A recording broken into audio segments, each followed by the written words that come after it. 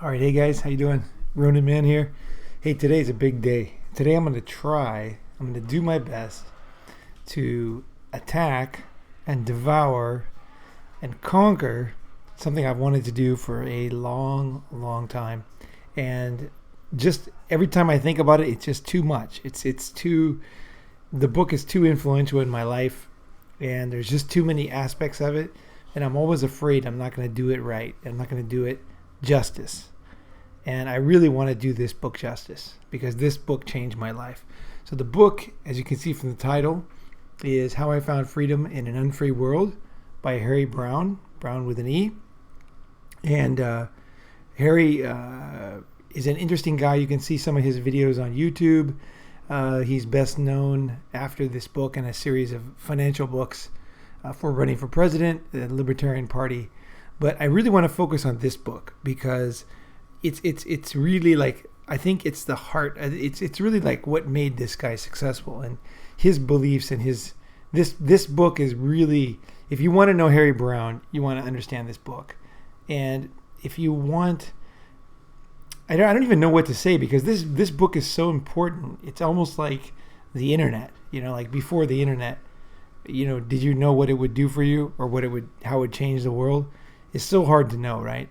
This book is just groundbreaking. It's amazing, and it was written in 1973, and it's still like my favorite book of all time. So, and I've given it to a number of smart people, guys, and every single one of guy I've given it to has been like, this is like thank you, thank you. So, I'm not making this. This is not like a book review, like, hey, let's do a book review, or hey, here's an interesting book, If I miss anything in this review, it's just because it was just too much information for my brain, or maybe partly it's so integrated into my life. This book is my life. It's like I've totally like fashioned my life around this book, for better or for worse. So basically the main thesis of the book is that you don't have to change the world. Right? You don't have to change society. You don't have to change political systems, start new parties. You don't have to change any other people, around you, your father, your boss, anybody, like I said, in government, or your significant other if you're in a relationship. If you're married, you don't have to change your wife, right? If you're single, you don't have to change your girlfriend. You don't have to change your landlord.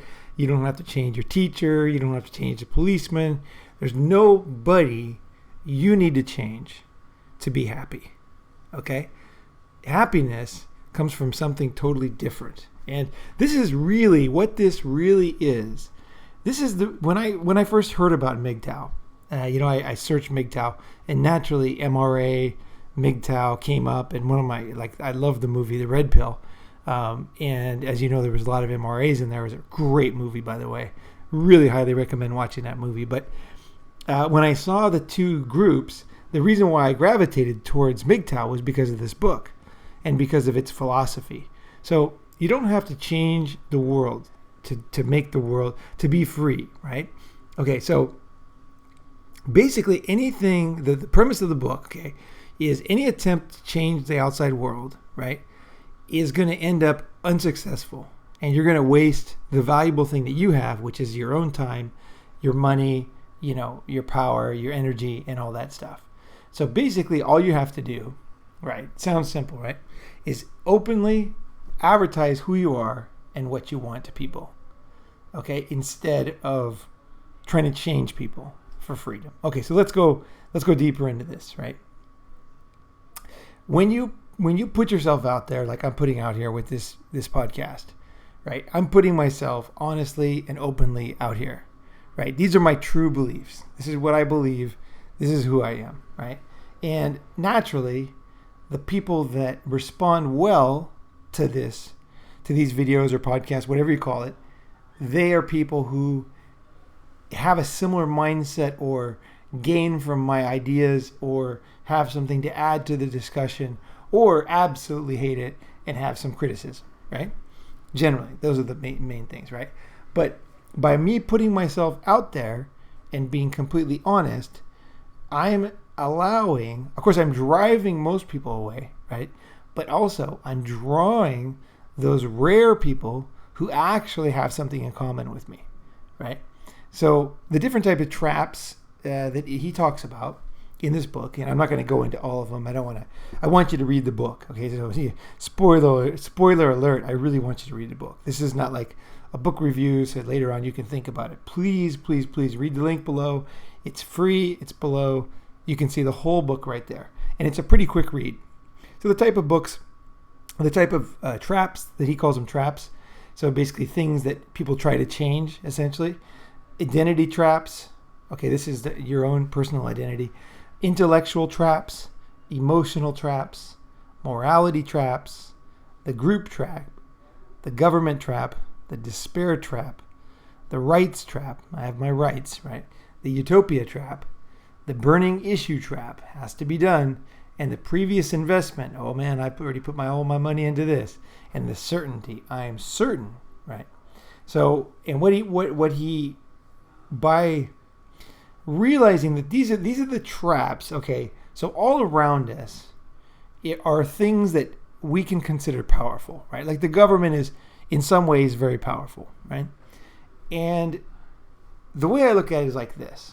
Okay.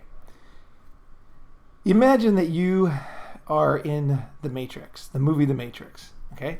And bear with me, this is an apt example.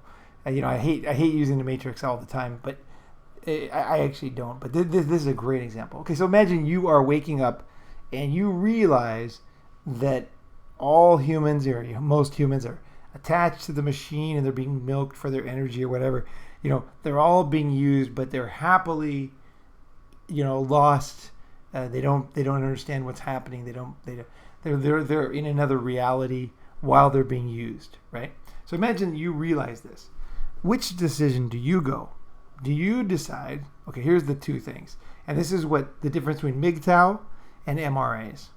Okay, MGTOW says, holy shit, I'm trapped in this machine, which is milking my energy and taking all the things I have. And I've been totally fooled. I'm an idiot. And I need to get the fuck out of here, right? I got to get out of here, right? So the MGTOW finds a way to get free and gets out of that situation. Now the MRA is going to different way of thinking about it. And I will go as far as saying that both are very valuable, okay? But let's just say the difference in the mindset. The MRA says, okay, let's say he breaks free, right?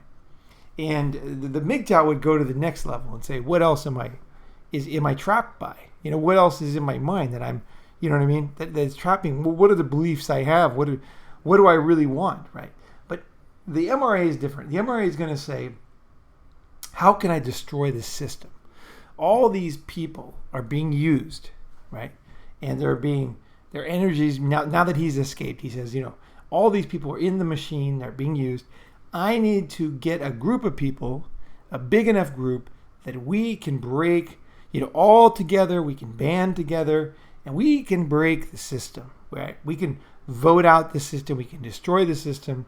We can, start a new system based on our beliefs. But the thing is, it's a key thing because it takes a lot of people. Yeah, I need to convince people, right? I need to get people on my side, right? And I need to, influence people, right? I need to be an influencer. I need to be a manager. I need to have essentially teams, right? One team does this, one team does that. And we need to think long term. There's going to be meetings, there's going to be planning, there's going to be budgets and things like that, right? That's how we're going to beat the system, essentially, right? Now, even if it's just something simple, like we're getting a bunch of sticks together and rocks and guns, we're going to get the things we need to break the system and we're going to go do it, right? So the MGTOW is like, hey, I'm out of here. See ya later, And he says, if those guys want to stay in there, fine with me, but I personally am getting the fuck out, right? And, I think it's very tempting to take the MRA perspective because we've been told that we can't be selfish. Don't try to, get things just for yourself, especially as a man. You're supposed to support a family. You're supposed to have children. You're supposed to work hard. You're not supposed to just escape and go do your own thing, right? But I realized when I read this book the first time, I realized that this was my calling. I mean, I never wanted really to get married anyway. It wasn't something I really wanted to do. Yeah, I love to have sex with hot girls. That's like awesome. I'm very pro that. And I'm pro travel. But I just, it's just so boring. Like, to me, I wake up every day and I want to do something new. I literally, that's the problem with my business is every day I get up and I want to do something different, and even if I get successful at something, I want to switch to something else, right? And I do. I throw things in the garbage can and I move to the next thing. And there are people who know me, will tell me endlessly, Paul, it's like, you're very talented. You have a lot of talent. You just need to stick with something, right? And it's very tempting to listen to them because it sounds very rational. And I know that if I stick with something longer, and I will be more successful, right? But, and as tempting as that is, it is tempting actually, is whenever I try to do it, it doesn't go well for me. I just can't do it. It just doesn't give me the happiness. It's like this long tunnel of gray that I just don't get into. And I prefer to just, do something for a while, get good at it, learn how to do it, and then move to the next thing. And then throw all that in the garbage can and start afresh with a whole new career, right? Learn how to do this new career, learn how to start this new company, completely different company, on a completely different, industry, and, everything's completely different. And, that's what makes me happy. And in the end, I am judging myself by what makes me happy. I really am. And it's taken me years to get to this point where I can throw away, something as deeply ingrained as what other people think success is and what I think success is. And for me, success is having that juice. It's having that fucking vigor. It's like this fucking podcast I'm making. I wanted to make this podcast. I love this book. I wanted to give Harry Browne credit, and I also wanted to think about it myself because I wanted to, there's another chance. It's another way of looking at this book, not just reading it. It's like I'm explaining it. So when I explain it, it goes deeper into my mind. Now, I'm not getting paid for this, right? I'm setting up a Patreon donation link, which will be maybe on this video, maybe soon. I would love if you donate. But this is not this right now. What I'm doing here, I spent all day planning this podcast and thinking about it. It's now 8:00 at night. I got up early this morning. I've been 12 hours thinking about this. Definitely didn't do it for the money, but I really, really do love it, and that's what I wanted to do. So, if you look at Harry Browne, okay, so he wrote this book, and by the way, I should say one thing. Is he had one really controversial part of the book, and that was that he said that you should put your children up for adoption if you don't want them. So if you want a new free life, get rid of the kids, give them to the wife, whatever. And he gets a lot of flack for that. And if you read any reviews, go to Amazon, read the reviews.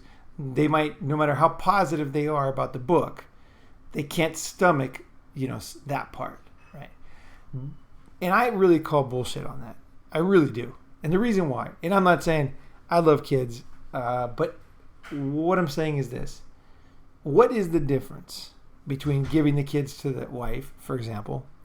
Yeah, because that's what he did actually with his daughter.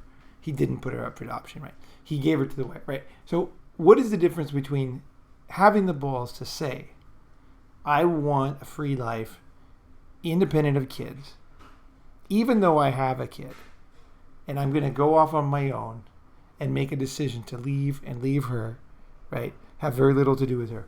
What's the difference between that and divorce? There is very little difference. In real life, in real, in reality, most guys, when they get divorced, they have very little to do with their kids. Okay? It's very common. The difference is Harry Browne, he decided that. And that's what people don't like, actually. Even though many of those guys doing the reviews, I can guess, of all the reviews I read that were like giving him a hard time about that, a lot of them probably divorced and don't see their kids that much. The only difference is they didn't decide it and they didn't have the balls to say it, and so they think they're off the hook. So it's very similar to when a girl wants you to come up with an excuse to have sex so that she doesn't have to decide to have sex. So you can come up with some reason. Like I had this girl, she didn't want to come to my house. So I said, would you help me carry this bag? It's quite heavy.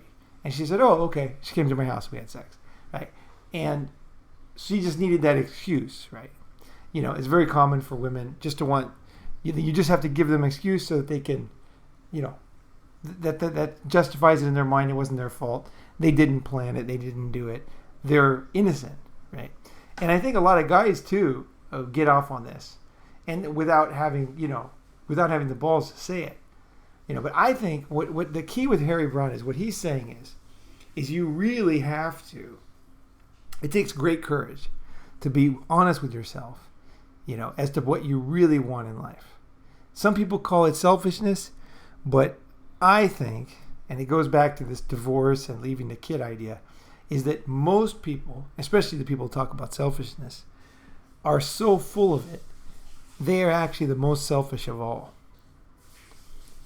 If you decide what you want and you're honest with people, people are actually totally cool with it, okay?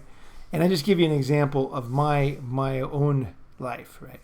So, for example, my friends, my good friends, they know me, right?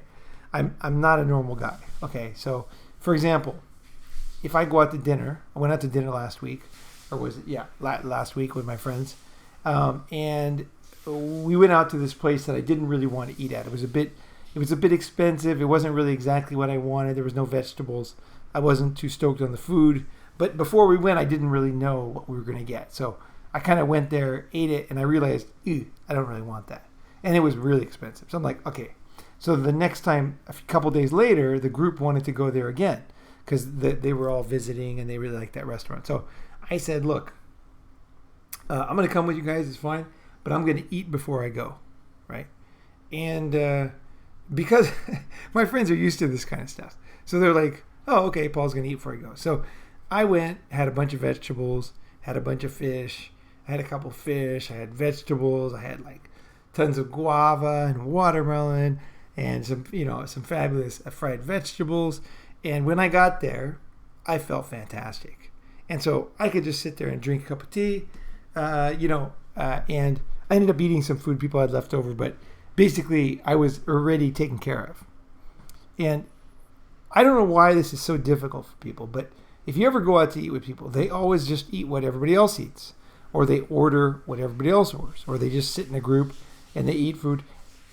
I think, for me, food is a very important part of my life, and I will not compromise on food very far. I know what I want to eat to stay healthy, and I love to be with my friends, but I just be straight up with them.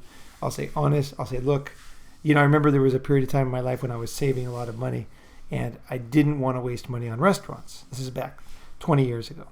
And so what I would do is I would make myself a box lunch, and I'd have it in my bag. And then my friends would say, hey, let's go eat. And I'd say, okay, you guys go in there. I'm going to sit outside. I'll eat my box. And when you guys are done, come on outside. Let's hang out. And at first people were like, this is weird. Like, we've spent the whole day together. Now all of a sudden you're going to sit outside. Like, don't worry, I'll pay. That's what people, that's most people's response. Because they're, we're good friends. They're having a great time. Everything's great. But I'm like, no, I don't want that. That's not what I'm looking for either. It's not just to save money. I don't want my friend to make a sacrifice. Because then I know he'll be resentful about it eventually, right? So I prefer just to be straightforward and just to have different, we want to do different things, we do different things. So even though we're together for the day, right? So my friends are used to it. They're like, oh, okay, Paul's going to do this. He's going to do that. We're going to do this. Fine, right? And that's how it works, right? So another thing I did is in 1989, I started to travel in 1987, and I started to see the world, and I realized the world's a big, awesome place. And I realized that one country, I just couldn't stay in one country. I just didn't want to do it. It wasn't anything against, where I was born or anything, but it was just like, There's just too much out there, too many opportunities, too many things to do, too many places to see, too many girls to meet. I'm not going to stay at one place. No freaking way. And also, I knew if I stayed where I was born, it was going to be much more difficult for me to break out of my social chains, my chains. So I left. And I left the U.S. in 1989, and I've never lived there since, right? I visited, but never lived there, right? Never had an apartment, So that was something that I had to do. And I guess it's a big thing for most people, like living overseas for whatever that is, 28 years is a big thing. For me, it was just like, I read the book, I saw the idea, I'm like, this is it. This is what I want to do. I want to travel. I want to travel my whole life. That's what I want to do. I want to meet girls. I want to eat different food. I want to travel. I want to see new things. I want to challenge myself. I want to be broken out of society. And that's what I did. And I'm sure a lot of you guys listening to this are thinking, or somebody here is thinking, ooh, that's extreme. I'm not going to do that. Fine. And it doesn't matter. I'm just telling you what the book says and how I took it, right? Some people will take a less extreme view, and that's fine. I think it's best to go to the extreme, personally. And the reason is because there's truth. There's truth in this book. And if you base your life on the truth, you will be happy. Whereas if you know something is true, but you compromise, you will be as unhappy as the amount that you compromised, right? So for me, I'm too old to do this. I just want to, if I know that's the way to go, I just do it, no matter how hard it is. I'm just going to do it. I'm just going to go. I'm going to do it, right? And I'll give you another example of how I integrated this book in my life. Okay, so I was on a tour of we were going like all over the place, right? I was on it was kind of like, think of it as a music tour. I was on a music tour. We're going all over the place, and so we had to go to 45 cities, right? And so we were 4 guys, and every night we rented a hotel room. There was only 2 beds, right? So we weren't going to sleep in the same bed, even though I thought it was reasonable. One head, facing one way, one facing the other way. What's the difference? But these guys, they didn't like it. So they said, okay, look, 2 guys on the floor, 2 guys in the bed every night. So every night there was this disagreement. It's like, oh, last night you had the bed, but it wasn't, that nice a bed. So tonight I want the bed. Oh, no, because, we didn't get to sleep last night very much because this. And there was this huge argument. So after about a few days, I just said to the guys, I said, look, I'm sleeping on the floor every night, okay? So don't even, bother me. I'm just going to be on the floor every night. And they looked at me like dumbfounded. And the guys I was with, later they said it was like the most pivotal thing of the whole tour because they just couldn't imagine. Nobody could imagine that I just was going to just lay down the law, that I just did not care. And it was cool because I never had to worry about it. Every night I got home, the other guys would have a little bickering here and there. But I think it got better after my decision, to be honest. I think they looked at me like, oh, that's the mature, that's the way to do it. So let's just shut up and somebody takes the floor every night. Because there's 3 guys, 2 beds, right? Because I was going to take the floor regardless, right?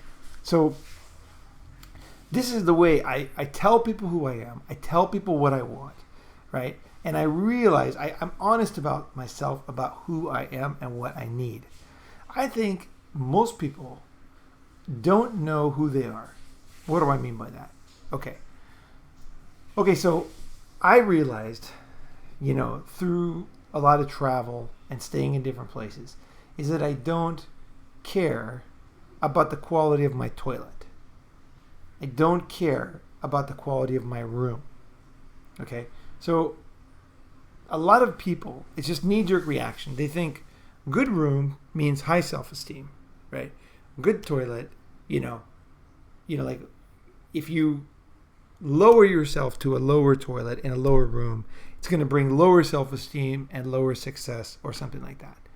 And I don't really, this kind of thinking is so fucking convoluted to me because I just, it's almost like meditation. I meditate inside myself. I think, what do I care about here? I honestly ask myself, do I care about the toilet? Do I care if it's a hole in the ground in Mexico or if it's a golden toilet in Ginza? Do I care? And I realize I'm taking a dump.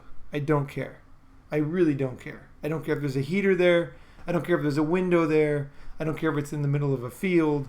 I just don't care. My room, in my room I sleep. Okay, I don't sit around my room all day. Okay, so I sleep in my room. When I'm sleeping, do I care what my room looks like? No, I don't, right? Okay. In fact, for me, I look up to almost like honest, starving artists. So people writing poetry, people that are grinding it out in a cave, and they really, you know, they're really like almost like monks, and they're deep into thought, and they're trying to make some kind of gem. And that's what I'm trying to make with this podcast, believe it or not. Even if you think this is a shitty podcast, I'm trying to make a gem, right? I'm trying to go inside myself and find something unique and good. And if nobody thinks it's good, and I think it's good, that's good enough for me. But if it is actually good to some people, that is beautiful. And I feel enormous satisfaction from that, right? I can't even tell you. The satisfaction is amazing because it's like I've broken out of what I thought I could do. I came clean with what I want and need. I told other people and took that risk. And other people, because they heard what I said, broke through their barriers and came to me, and we shared, and we you know what I mean? We broke bread together. We had that feeling of like, wow, like I never thought there was another person like this, you know. And that's often the comments I get on my videos, is these kind of comments, right? Right. So I'll give you another idea of how I integrate this book in my life. Okay. I think a lot of people mistake knowing what you want and thinking that other people it'll somehow infringe on them or won't be good for them, right? So I'll give you one of my examples. Okay, so if I have a girl, okay, if I'm going to be around a woman, right, in any kind of romantic relationship, anything, dating, first night, first date, you know, I met her, whatever, it doesn't matter. Any woman that I'm with in any kind of romantic level at all, is my rule is that we need to fuck, or she's got to give me a blowjob every time we meet. Okay, now, how does that work? That sounds pretty harsh. I think a lot of guys would say, oh my gosh, that's terrible, you know. But for me, it's simple. So that's the rule. So if let's say, for example, let's say how does this work in real life? So let's say, you know, I'm going to Disneyland, okay? I'm going to Disneyland, Tokyo Disneyland, this day with this girl. So she knows that we have to have sex, right? And she also knows that Disneyland closes at 10 o'clock or something like that, pretty late.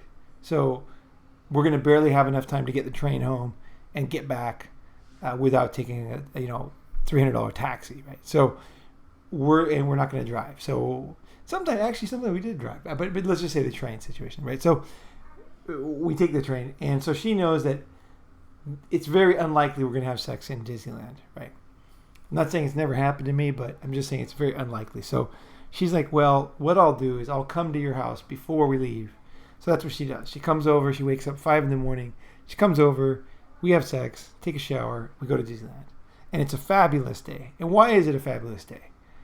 Why is it a fabulous day? Well, one, I think personally, I don't really care what people think, but I think any romantic relationship, sex is a very important part of it. And as soon as you stop screwing that girl in the morning, yeah, it changes everything. She doesn't feel as wanted as before, even if she complains about it. She doesn't feel as wanted. There's not as much romance. There's a lot less, there's a lot less of the good feelings that you have after sex too, because physically you feel better, right? And it brings you together. So having that hard and fast rule allows me to never be passive aggressive. So if you look at most guys in any relationship, right? Let's say, or let me say in relationship, fuck with the word relationship. Okay, just it's some girl that they're walking with, or whatever. If they don't get what they want, guys are very pissy, and girls know this. Guys ask like they're all tough, they're going to be like John Wayne or whatever. But in reality, guys can be pretty pissy. They can be pretty small-minded, and little nitpicky fucking bullshit, right? Yeah, and the reason why I don't ever have to do that is because I have already laid out the key things that matter to me. And I was honest and upfront with them. And girls love that. Believe it or not, girls love this. They love this attitude because it's so clear. It's like there's no confusion, about it. Is there going to be sex or a blowjob every time you meet? And that's the way it is. It could happen in a public bathroom. It could happen after the movie or in a park. It could happen at home, obviously. It could on top of a mountain, an airplane bathroom. It just had to happen every day that we were together. And if I ever broke this rule, I always felt the relationship was going downhill in ever so slight way, because you're with a girl and you're not having sex with it's kind of the beginning of the end. I think it's a very, very bad road to go down. And that's why a lot of people are miserable in relationships, because they don't remember why they're together. What is the difference between a girl and a guy if you're straight? Well, the difference is that you want to have sex with a girl and you don't want to have sex with a guy, right? What is a lover? That's what a lover is, right? It's making love or a blowjob, right?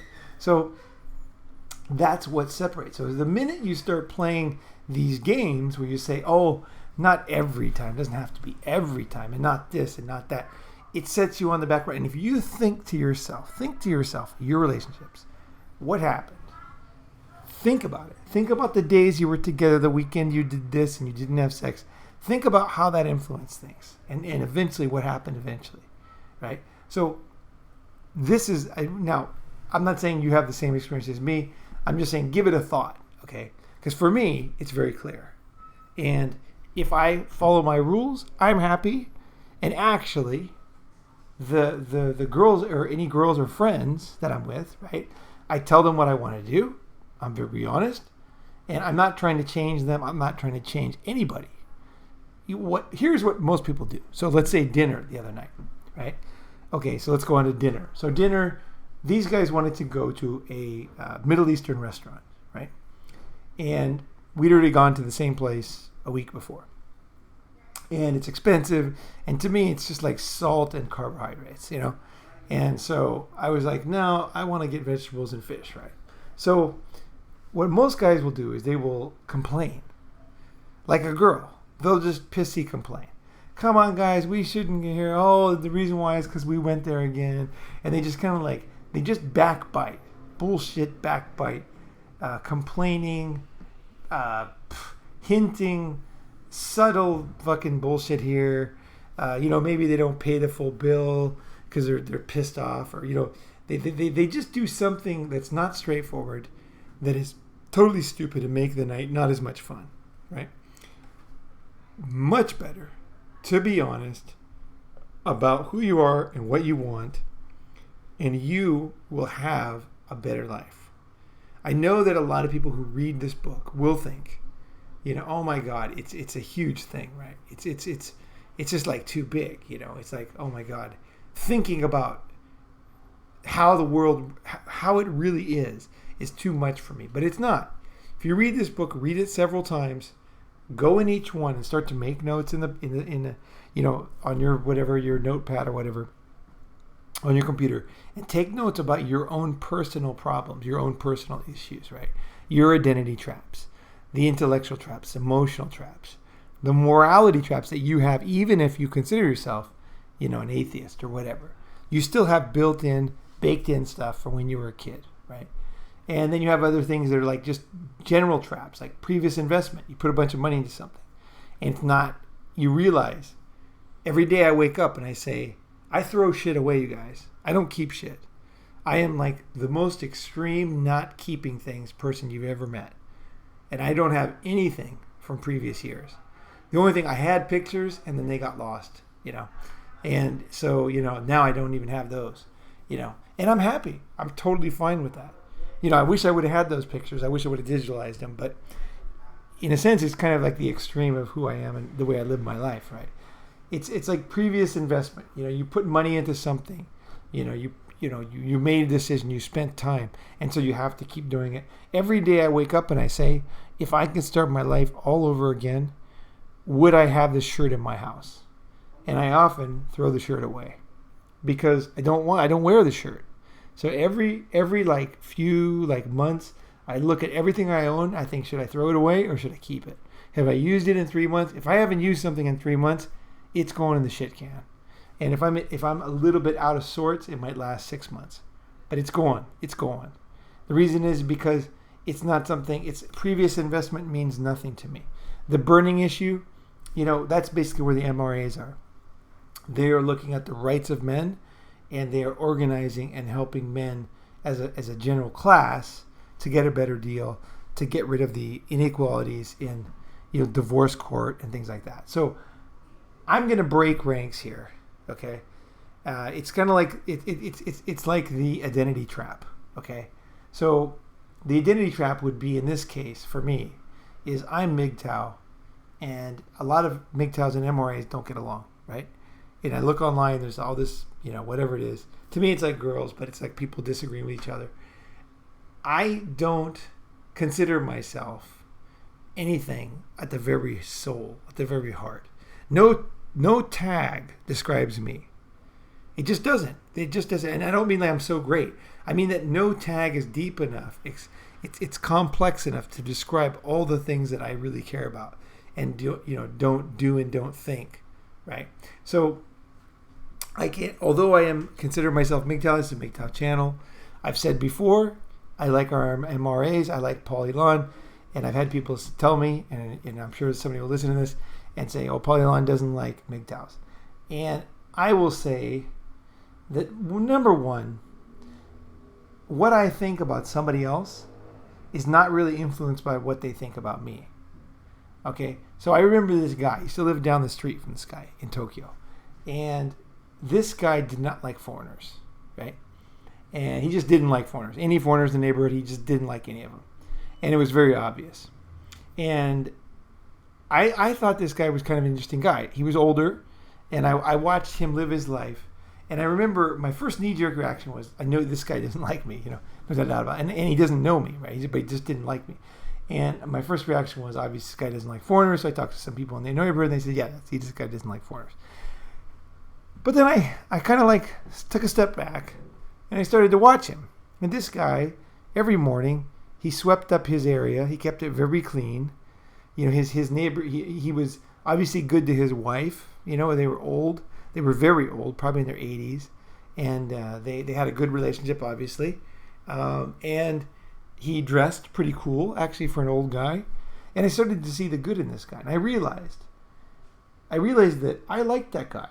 I respected the way he raised his family and the way he lived his life. Now, I don't care. I don't care that guy probably hates me and doesn't even have any idea that I respect him. Because my respect has nothing to do with what he thinks about me.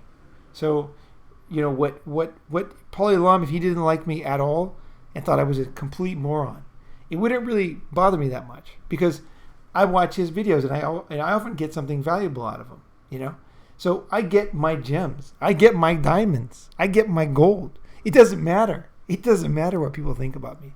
I'm like a rat. I'm going to get in there. I'm going to get my treat. You know what I mean? So if I watch a video from an MRA or from a PUA, which is another group that people, there's these, fake disagreements. There's PUAs that are awesome guys, and I can gain something from those guys. And I can even gain, obviously, from female MRAs like Diana Davidson, which I love her stuff, especially her older videos. They were freaking awesome. And if she likes me, that's great. If she didn't like me, that would be totally fine. That would be totally fine, because I'm not tied to any label. Okay, I can see, and even if you look at Harry Browne, okay, who wrote this book, which basically shifted my life in many ways, he turned his back on his own philosophy in the end. That's the funny thing. He got into politics. He ran for president. I think it was 1996, and then again in 2000. I think it maybe even 3 times before he passed away. And he got married, and he shared his wealth. And in the book, he says, "Don't share your wealth with anybody. She keeps her money separate. You keep your money separate." He even said in the book, like, you share the price of toilet paper, right? Which I always thought was too extreme.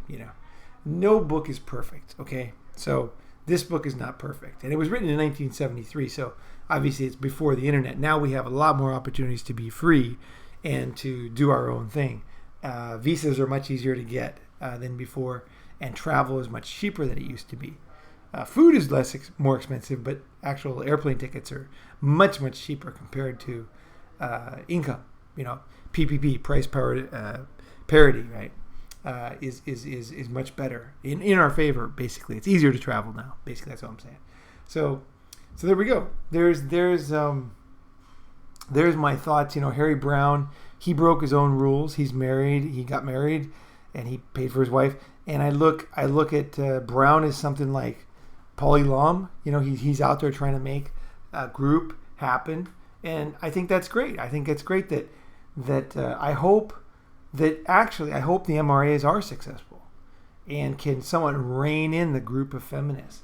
I'm not going to join in them, right? Don't expect me to jump on the bandwagon, because I won't be doing that. But I will silently be supporting the good ideas that I see in any group at any time, regardless of what anybody thinks, right? Because in the end, I'm looking at everything and I'm looking for truth. Okay, I'm not looking for titles. I'm not looking for what you think about it, what somebody else thinks about it. The only thing is this thing true? And to stay close to the truth, you have to be able to be honest with yourself. And that is one of the most difficult things, because it's not just about trying hard. You got to know a lot of shit before you can be honest with yourself, because you have to know all the options before you can know which one you want, right? Essentially, right? So it's kind of in conclusion, is it to change the world, right? You don't need to change the world, okay, to change freedom for yourself. You don't need to change society. You don't need to change the political system. You don't need to change anybody, and anything you try to change takes away, at some level, your personal freedom. Now, somebody who's leading a movement like MRAs, they're making commitment and they're accepting that they're going to lose some of their own personal freedom, right, in service of the group. And that's great. They're going to do that. I personally lean away from that. There might be a time in my life, maybe I'll be like Harry Browne. Maybe when I'm in my 60s, I'll change. I have no idea. But right now, my job here is to be honest, open, advertise exactly who I am and how I live my life, and draw people that are like me towards me. Because that's what I really want, is companionship, friendship, intellectual, gamesmanship, or what do you call it? Like fencing, so that I'm always learning. I want to learn something new every day. I'm putting this podcast out there, and if you have something to add to it, or something that I missed, or a mistake that I made, and you have something, good to give, I want to hear that.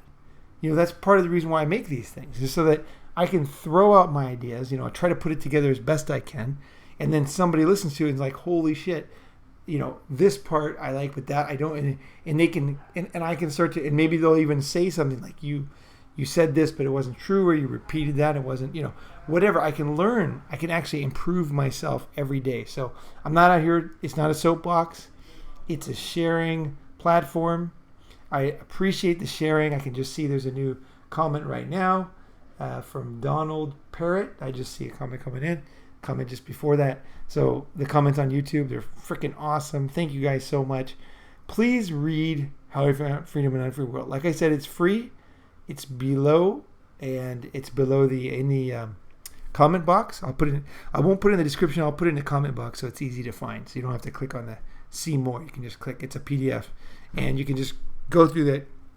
This book can really change your life. Yeah, I believe. At least for me, it's been the most influential book in my life. So thank you very much for listening. And I just thank you very much for all your support and being part of my life, because this book is so radical to most people. They can't fucking deal with it. If I go to work and start talking about this book, people just think you're a freak. I don't have a job, by the way, but you know what I'm saying? Like, if I did that, if I go to any group of normal people and I start talking about this book and I pass it around, people are like, this is like way too radical. But the thing is, I am radical, and truth is radical. And I'm looking for other radical people that we can together find out what's true and what's not true, regardless of what anybody fucking thinks about it, right?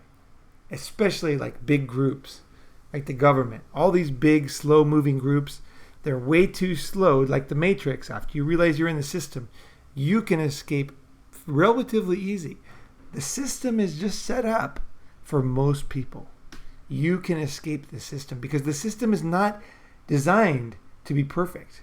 It's designed to keep the mass of people in there. It actually allows people like me and you to get the fuck out. It actually allows it. You know, it's very similar to Chinese propaganda. You know, I lived in China.